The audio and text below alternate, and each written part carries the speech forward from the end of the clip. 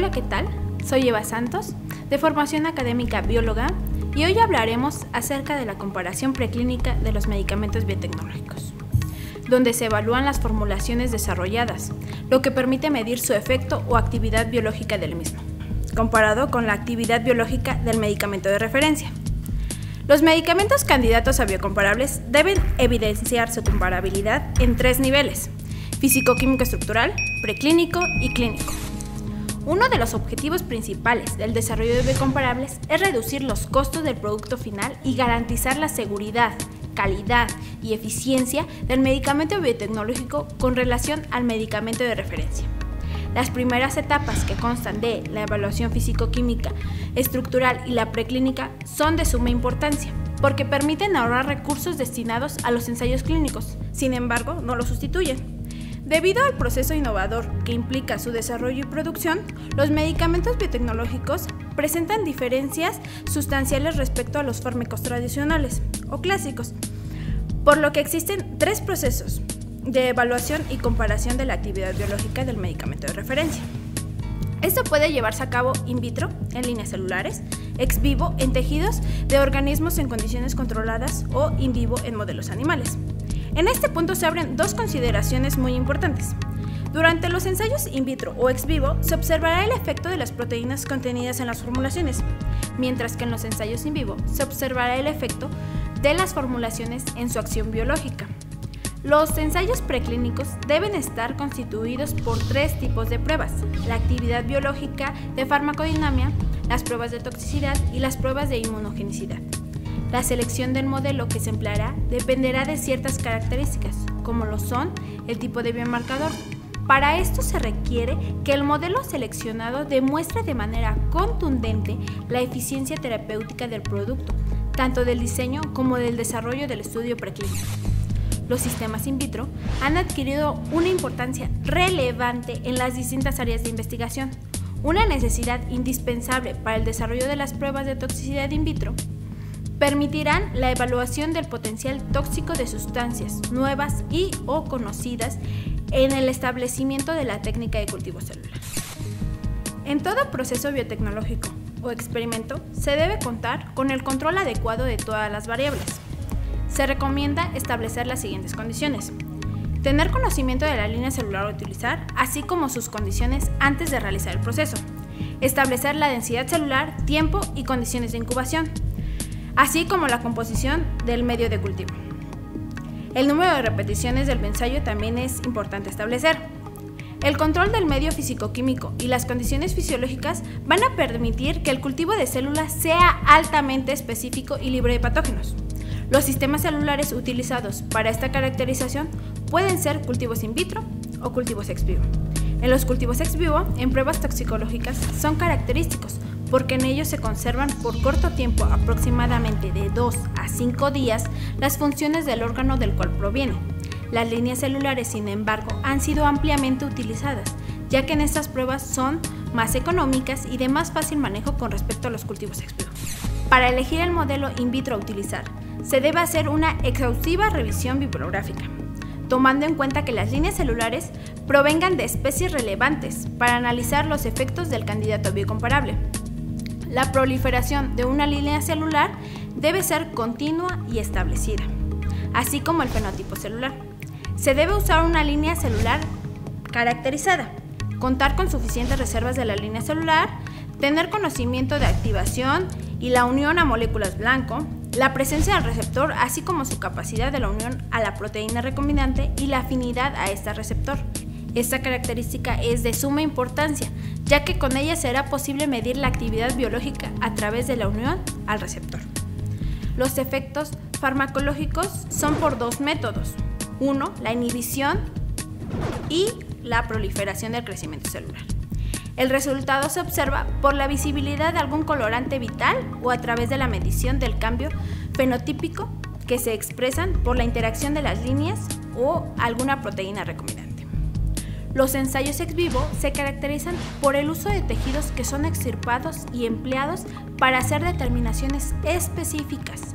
Para la elección de estas pruebas se debe considerar que no exista un modelo animal que pueda sustituirlo, o no sea posible usar un individuo de manera integral.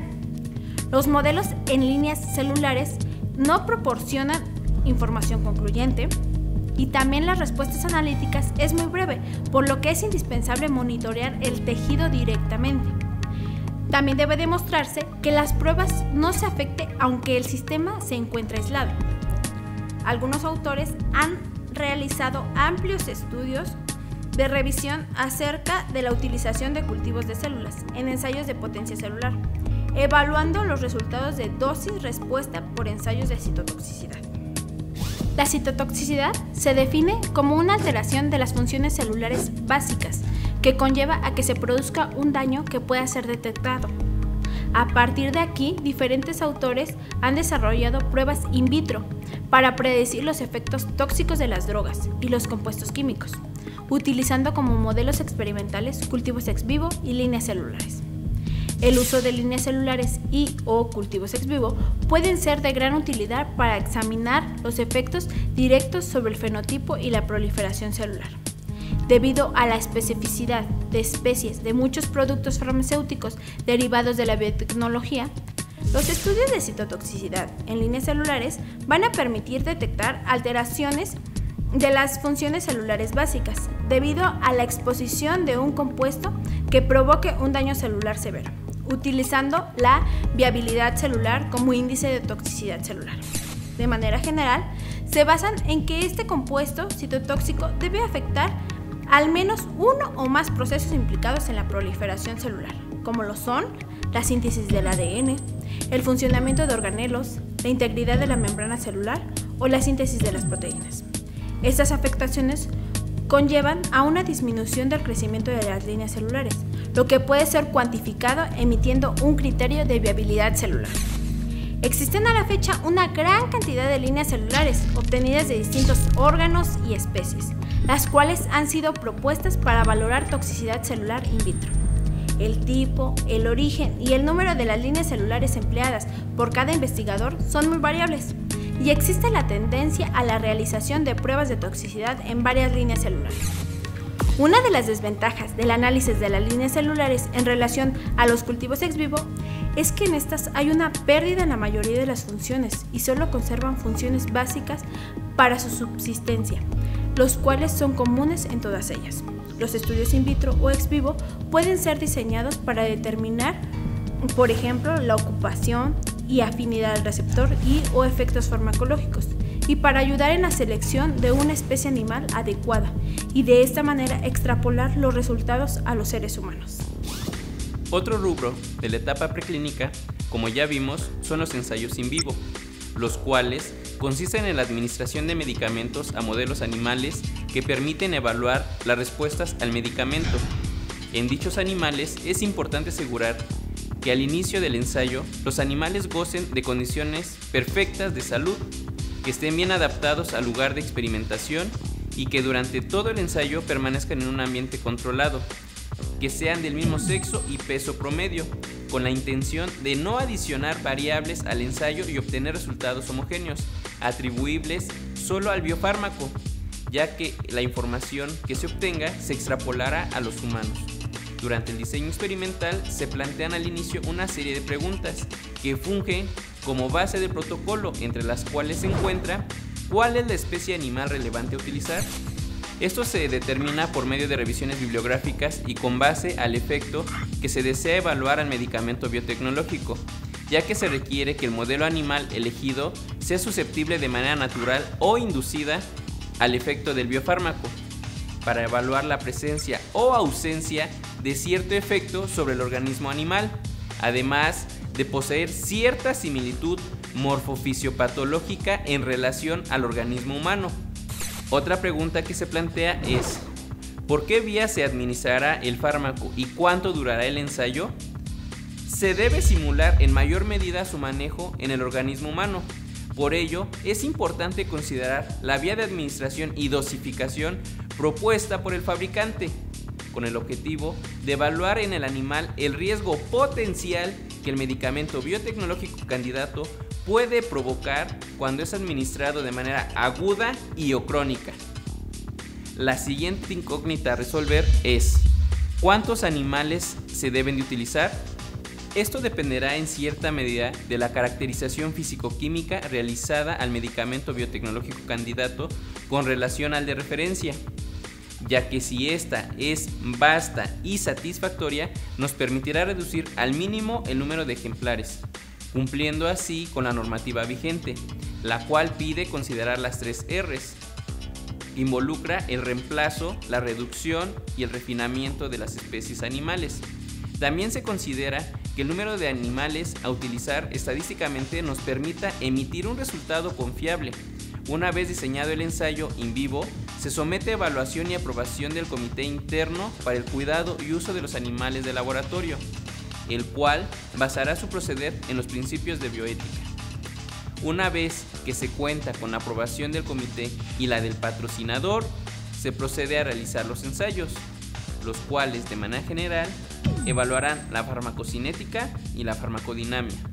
La primera se basa en que cualquier fármaco para ejercer su función requiere la existencia de una concentración óptima de este en el medio que rodea al órgano diana y contempla ensayos de absorción, distribución, vida media, concentración máxima y excreción.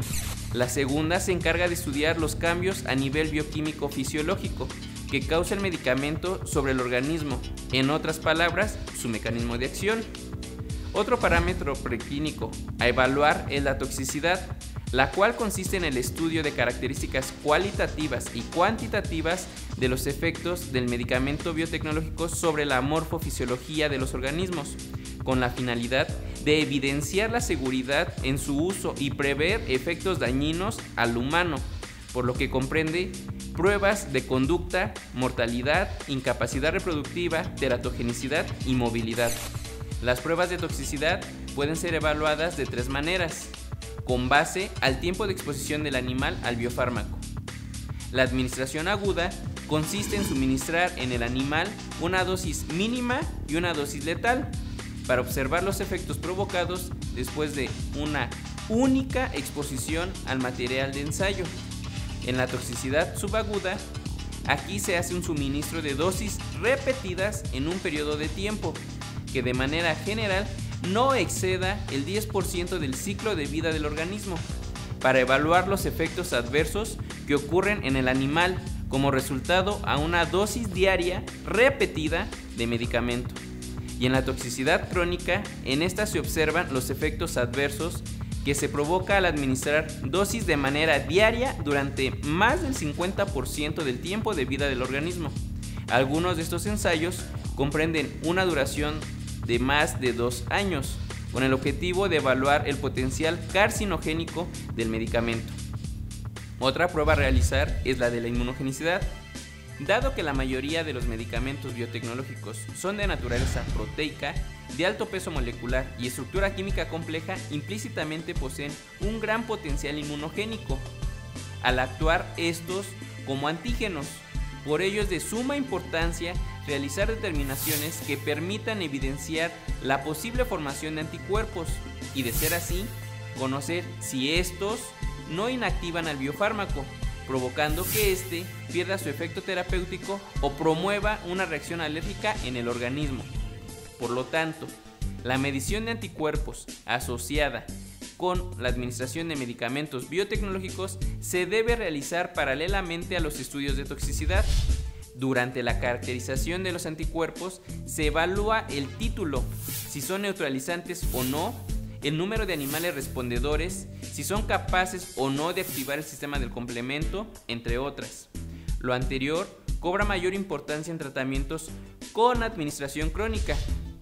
La importancia que brinda el uso de modelos animales en caracterización de los medicamentos sobre los ensayos in vitro es que nos permite evaluar la respuesta que se origina al interactuar el biofármaco con toda la diversidad celular y humoral que existe en todo el organismo, y no solo con una célula específica.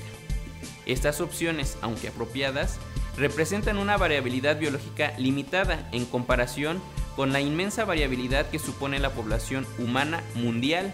Por otro lado, no sería adecuado pensar que las reacciones resultantes de los ensayos preclínicos se pueden extrapolar directamente a los humanos en todos los casos, ya que existen diferencias de respuestas entre especies y ambientes controlados. De ahí que el salto a humanos siempre constituye un riesgo, y para poder optar a la solicitud de un ensayo clínico tiene que existir un balance beneficio-riesgo adecuado. Como conclusión, es importante recordar que los resultados obtenidos en las pruebas preclínicas están sustentados estadísticamente con el modelo matemático acorde a cada uno de ellos, otorgando valores numéricos a los ensayos cualitativos, mostrando a la autoridad de esta manera datos objetivos que les permita determinar si el medicamento candidato es similar al de referencia en calidad, seguridad y eficacia. Aquí en los laboratorios de especialidades inmunológicas trabajamos para mejorar la salud de la humanidad y trascender a nivel mundial con nuestros servicios especializados.